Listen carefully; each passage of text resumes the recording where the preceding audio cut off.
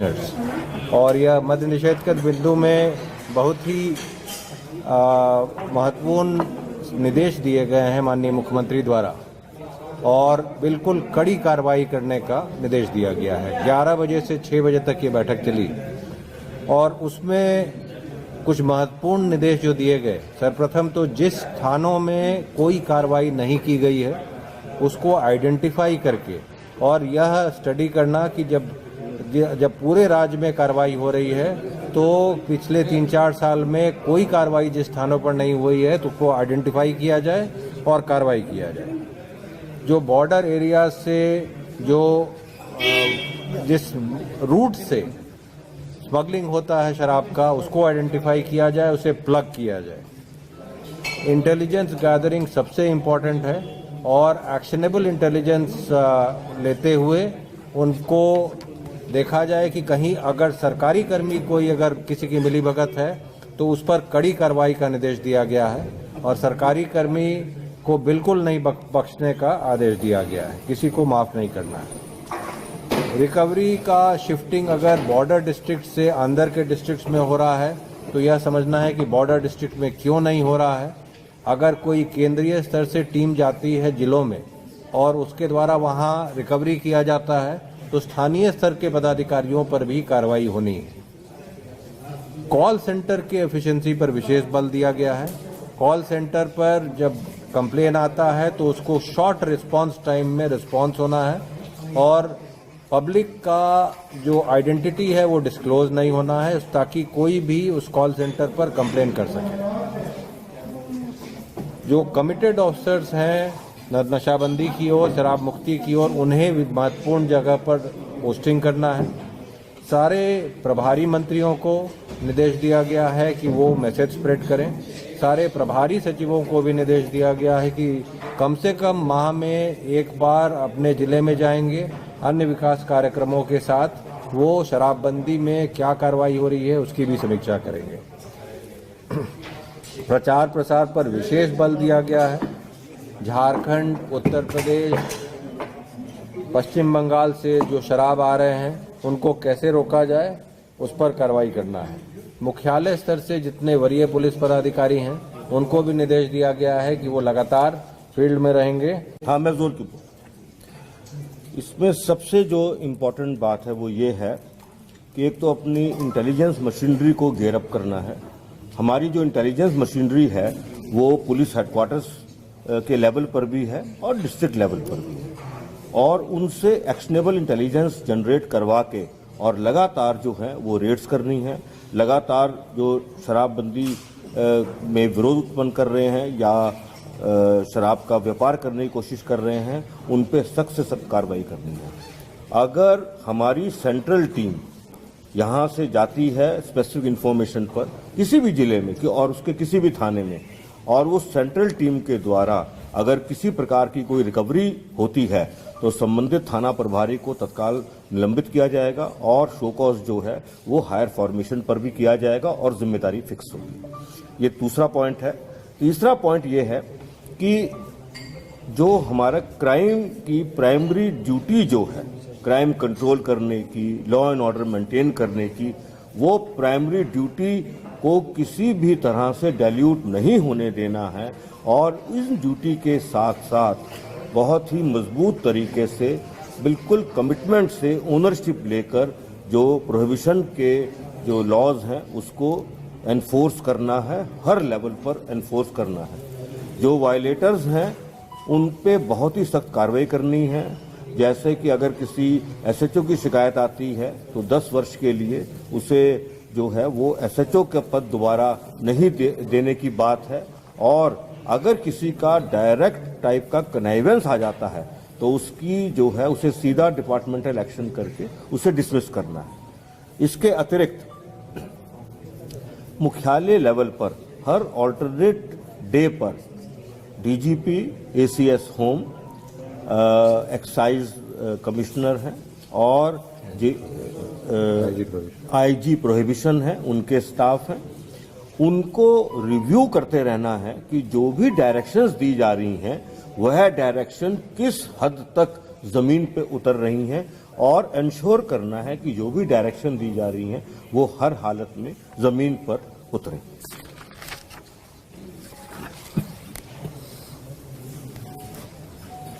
कुल 206 लोगों को सेवा से बर्खास्त किया गया है, जिसमें 2 इंस्पेक्टर हैं, 30 सब इंस्पेक्टर हैं, 37 एएसआई हैं, 128 सिपाही हवलदार हैं और 9 जो हैं वो चौकीदार दफादार हैं। इसके अलावा कुल 245 लोगों को वृहद सजा दी गई है, जिसमें जो है वो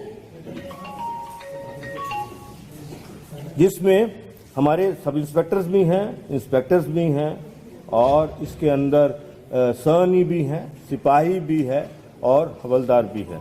इसके अतिरिक्त वर्तमान में अभी 654 डिपार्टमेंटल एक्शन अभी भी चल रहे हैं।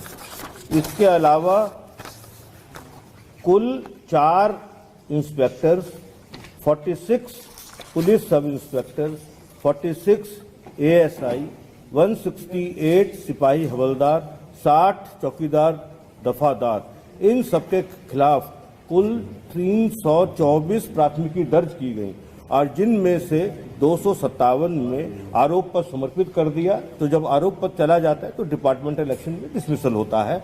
और इस पूरे आंकड़े से ये बिल्कुल क्लियर है कि कार्रवाई में कोई कमी नहीं है। एक बिंदु और कहना चाहूँगा उदाहरण के साथ, गोपालगंज की जैसे घटना हुई है, उस घटना में कम से कम 3 लोग को जस्ट 15-20 दिन पहले ही जेल भेजा था। वो बेल करा के आए हैं। इनफैक्ट उन 3 लोगों में से एक की मृत्यु भी हो गई। तो ये एक बहुत बड़ा चैलेंज है। ये चैलेंज सभी के लिए है कि लोग जो हैं पुलिस के द्वारा गिरफ्तार करने के बाद जब जेल में भेज दिए जाते हैं तो वो बेल करा करके वापस आके उसी काम में लिप्त होते हैं। ये एक बहुत बड़ा चैलेंज है। बिल्कुल इसी तरह का केस जो है वो कैमूर जिला में भी देखने को मिला था कि कुछ कैमूर जिला के और 1-2 उत्तर प्रदेश के लोग थे जिनको पुराने केस में घटना होने के 1 महीने से भी कम अवधि में जेल में भेजा था। वो बेल करा के दोबारा आए और दोबारा आने के बाद फिर उन्होंने जो है वो शराब बांटने का काम किया, लेकिन वो जो शराब थी उसमें जो मिथाइल अल्कोहल की क्वांटिटी जो है वो पाई गई, जिसकी वजह से लोगों की मृत्यु हुई। तो मैं ये पूरे दृढ़ निश्चय से आप सबके सामने कह रहा हूं कि हमारी ओर से या हमारे जो पदाधिकारी हैं, हमारे जो कर्मी हैं, वो सब लोग कमिटेड हैं। लेकिन कुछ लोग ऐसे हमेशा से रहे हैं और हमेशा रहेंगे, जो लोग जो हैं वो अपने निजी फायदे के लिए या अपनी जो है अपने संपत्ति अर्जित इलीगल संपत्तिदार दफादारों से जुड़ा हुआ है। वो जो बिंदु है वो ये है कि जो चौकीदार की बुनियादी जिम्मेदारी है गांव के हर तरह गांव में जो भी गलत काम हो रहा है और इंक्लूडिंग शराब के बारे में भी कोई सूचना है वो उन्हें हर हालत में देना है। उनकी परेड पर वरीय पदाधिकारी भी जाएंगे और अगर जो है वो अपनी बुनियादी जो ड्यूटी है उसमें कोई कमी रखेंगे तो उन पर भी जो है वो सख्त कार्रवाई की जाएगी। चौकीदार हैं, दफादार हैं हमारे, और हमारा जो थाना लेवल है वो भी इंटेलिजेंस कलेक्शन का बहुत ट्रेडिशनल एक सोर्स रहता है। उनको भी उस काम में पूरी मदद करनी है और एक एलिमेंट ऑफ ट्रस्ट जो है वो चौकीदार, दफादार, थानेदार और वरीय पदाधिकारियों के बीच में ट्रस्ट और समन्वय स्थापित करना है। पब्लिक को अपने साथ रोप इन कर लेना है ताकि जिस प्रकार का सूचना, जैसे ही कोई सूचना मिले उसमें उनका नाम पूरा गुप्त रखते हुए और मजबूत से मजबूत कार्रवाई की जा सके। यही अभी बुनियादी बातें हैं, इन पर जो डायरेक्शंस हैं वो दिए गए हैं। इनका इम्प्लीमेंटेशन बिल्कुल सीरियसनेस से और इसके वायलेटर्स पे बहुत सख्त कार्रवाई करने की जो निर्णय है वह हुए हैं। निर्णय ये पहले भी थे, इनका इम्प्लीमेंटेशन पहले भी हुआ है। अब इन निर्णयों पर और सख्ती से इम्प्लीमेंटेशन करने की बात है। सिंगल सर इस पे कुछ क्या होगा? जो दुकानें हैं वहाँ नहीं, सबसे पहले मैं बता दूं अबाउट इंक्वायरी एंड एक्शन जो लिया गया है सारे कर्मियों पर, उसमें पुलिस पर भी हुआ है, चौकीदार, दफादार, होमगार्ड, सैप, एक्साइज सब पर, और जो विभागीय कार्रवाई 808 पर हुए हैं। प्राथमिकी कुल मिला के 400 हो चुके हैं। बर्खास्तगी 238, वृहद पनिशमेंट 259 और एसएचओ का जो बोला डिबार करने का 68 हुआ है। तो कार्रवाई सभी विभागों के सभी कर्मियों पर हो रहा है जो इसमें पाया गया है संलिप्त हैं। और जो आपने बताया इंसिडेंट का या कहीं पता चल रहा है, जहां पर इंसिडेंट हो रहा है पता चल रहा है, आपसे भी अनुरोध है अगर जानकारी मिले तो अपना आइडेंटिटी नहीं भी बताना है तो प्रोहिबिशन कॉल सेंटर पर बताया जाए। और लगातार रेड्स हो रहे हैं। अगर फिगर आप जानना चाहेंगे तो जिस गति से रिकवरीज हो रहे हैं, अरेस्टिंग हो रहे हैं, वो पूर्व में कभी नहीं हुआ है और ये गति हम लोग बढ़ाते जाएंगे और पूरी कड़ाई से कार्रवाई होगा। पटना जिला के लिए विशेष तौर पर डिस्कशन हुआ। माननीय मुख्यमंत्री जी ने अपनी बातें कही, हमारे माननीय मंत्री जी और जो थे जो बैठक में थे उन्होंने भी अपनी बात कही और हमने भी अपनी बात कही और पटना जिला से उनकी बात भी सुन ली। एक बात बिल्कुल क्लियर है कि पटना जिला को अलग से देखते हैं क्योंकि वो राजधानी है, वो पूरे जो प्रशासन पूरे सरकार की छवि होती है। तो पटना जिला को हम लोग विशेष तौर पर देखकर और उसमें और मजबूती से और अच्छे तरीके से इसमें कार्रवाई करेंगे, इसको इम्प्लीमेंट करेंगे और जो लोग भी इसमें रास्ते में आने की कोशिश करेंगे उनके खिलाफ हम बहुत सख्त कार्रवाई करेंगे, चाहे कोई भी। कई अफसरों को रैंकिंग में अच्छे मार्क्स देगा, उसके बावजूद उन जिलों में शराब मिले, तो इस तरह के रैंकिंग का मतलब क्या है? देखिए, ये जो प्रोसेस है ना, ये ऑनगोइंग है ना। जैसे मैंने अभी आपको उदाहरण दिया है कि आदमी हमने गिरफ्तार करके एक बार भेज दिया, तो ये मान के नहीं चला जा सकता कि वो आदमी जो है दोबारा उस काम में नहीं रहेगा, वो तो बेल करा के दोबारा रह रहा है। इसलिए ये तो लगातार चलने वाली चीज है, इस पे किसी एक समय पर रुकेगा नहीं कभी भी और एक समय पर जो है दोबारा उसको जांच करके और आगे लगातार कार्रवाई करनी ही पड़ेगी। क्योंकि मैंने इसलिए उदाहरण दिया आपको। ऐसा भी देखा गया है कि शराब ये है उसके घर से पुलिस वाले वहाँ नहीं जा पाते। बहुत जगहों पे ऐसा देखा गया है कि जो शराब तस्करी करते हैं उनके डर से पुलिस वाले नहीं जा पाते हैं। 2 ही महीने पहले सराय थाना प्रभारी को हमने फोन किया था, एक जगह शराब काफी ज्यादा भंडार हो रहा था, तो वहाँ नहीं पहुंची पुलिस टीम। नहीं, पुलिस को पहुंचने में कोई दिक्कत नहीं है, ना पुलिस की संख्या में कमी है। इसलिए अगर कोई सूचना हमें मिल रही है तो हम उस पर सख्त से कार्रवाई करने में सक्षम हैं और पुलिस की जो एडिक्वेट स्ट्रेंथ में वहां जाने की जरूरत है उसके लिए भी हम सक्षम हैं, उसमें कोई कमी नहीं है। कुछ इसी तरह का मामला आया था मेरे पास, वो रिकॉर्डेड हिडन कैमरे से, उसमें उन्होंने कहा कि नहीं जा सकते थे कि पुलिस फोर्स हमारे पास है। देखिए, ऐसा है ना, देखिए अब मैं आपको एक बात और कहना चाहूंगा, एक पूरा पुलिस तंत्र है ना।